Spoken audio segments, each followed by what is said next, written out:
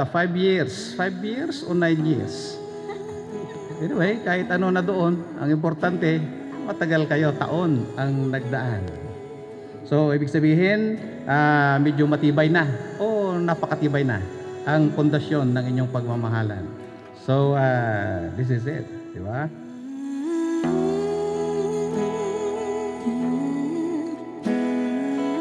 Kasi parang ang tagal na naming nagkikita, araw-araw magkasama. Tapos araw-araw kumakain, sabay kumakain. Ayun, tapos bigla na lang ay kami na pala. Way back 2017, nung nandito pa ako sa Pilipinas, na nagtatrabaho, bali nagkakilala kami sa isang kumpanya lang naman. Ako yung company nurse or project nurse nila sa construction ko. Tapos siya yung safety engineer namin. By March 2017, doon kami nagkakilala. So, halos same yung department namin. So, lagi kami magkasama kasi safety and health, yun, parang collab sila.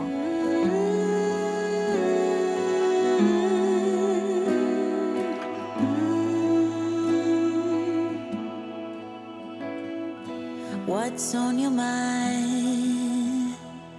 I see that you are struggling. Daryl at Jordan, kayo ay narito ngayon upang ipahayag ang inyong wagas na pagmamahalan at ang inyong hangaring magsama sa habang panahon bilang mag-asawa. Alam naman natin, Daryl at Jordan, na ang pag-aasawa ay hindi biro. Although I know that's a lie, I'm waiting for you to give it up. Saudi.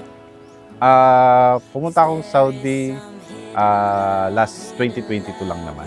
2022 mag-3 years. 3 years pa lang naman. Nakikita ko sa kanya yung pagiging yung strong niya, tsaka yung good leadership sa kanya. So sana sagutin nyo ang aking mga katanungan na nagmumula sa kaibuturan ng inyong mga puso at isipan. Kasi hindi na pwedeng i-rewind. Di ba, usually kasi sa mga Filipino side, sa ating mga Pilipino, bago tayo mag-plan, kumbaga ng kasal, is mamamanhikan muna. Baliktad. Kasi naman na tayo, matured na tayo, at the same time medyo may kami, medyo matanda na kami. Sa ako 33 na, yung magiging misis ko is 36 na rin. So, ang ginawa namin, nag-advance planning kami. Para pag uwi ko dito sa Pilipinas, konti na lang yung gagawin. Jordan, bukal ba sa inyong kalooban ang pagparito ngayon upang makaisang dibdib si Daryl na iyong iibigin, pararangalan at paglilingkuran habang kayo'y nabubuhay? Opo, Mayor. Just for us. Cause you got that free love. You want to heal the world. So now I am saving mine for us. Yeah, you got that free love. You want to heal the world. So now I am saving mine for us. So, thank you kay Mama at kay Papa. Siyempre, sa mga kapatid ko na rin, sa walang hanggang suporta na binibigay niyo sa amin.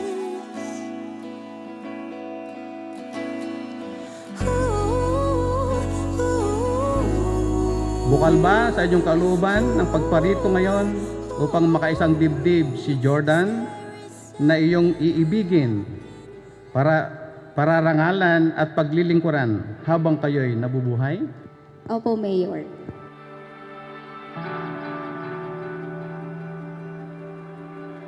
Mama, Papa, thank you sa lahat ng mga nagawa nyo sa akin, yung support, yung pag-aalaga, lahat-lahat, na-appreciate ko lahat yun.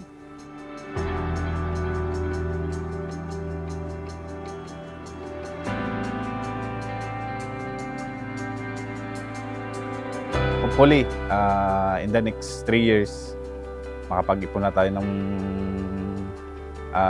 tama lang para dito na lang din ako sa Pilipinas at para magkasama na tayo halos araw-araw. At sana bandang huli, hindi magbago yung ugali natin sa isa't isa. Have faith lang sa isa't isa kasi medyo malayo tayo, LDR, by October, babalik na naman ako. Nung nakilala kita, sana ganun ka pa rin hanggang ngayon at sa mga susunod pang taon. Tapos, sana sa lahat ng success mo, kasama mo ko lagi. And mag-ingat ka palagi. And mahal na mahal kita.